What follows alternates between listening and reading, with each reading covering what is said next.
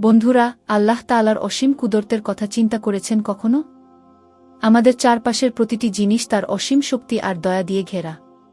আজকের ভিডিওতে আমরা জানব আল্লাহ তাআলা আমাদের জীবনে কিভাবে নিজের কুদরত দেখান। এই গল্প আপনাকে নতুনভাবে ভাবতে শেখাবে।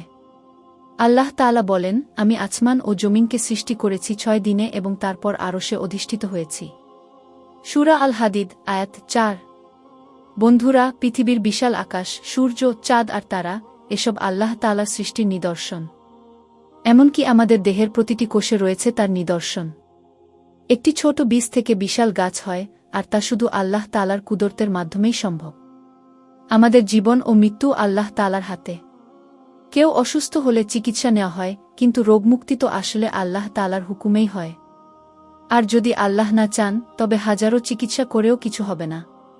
আল্লাহ বলেন, যে ব্যক্তি আমার উপর ভরসা করে, আমি তার জন্য যথেষ্ট। সূরা আত-তালাক, আয়াত 3। আপনারা কি কখনো ভেবেছেন কিভাবে মরুভূমির মাঝে পানি বের হয়?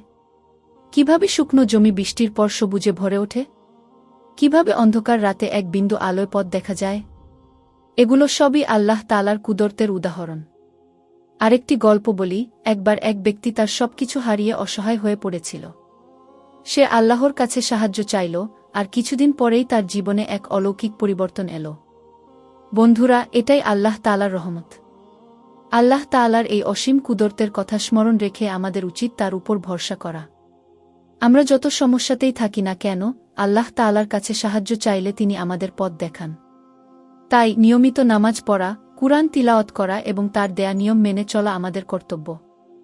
বন্ধুরা, আল্লাহ তাআলার কুদরতের কথা শুনে আপনারা কেমন অনুভব করলেন? নিচে কমেন্টে জানাতে ভুলবেন না। আর এই ভিডিওটি যদি আপনাদের ভালো লেগে থাকে, তবে লাইক দিন, শেয়ার করুন এবং আমাদের চ্যানেলটি সাবস্ক্রাইব করতে ভুলবেন না।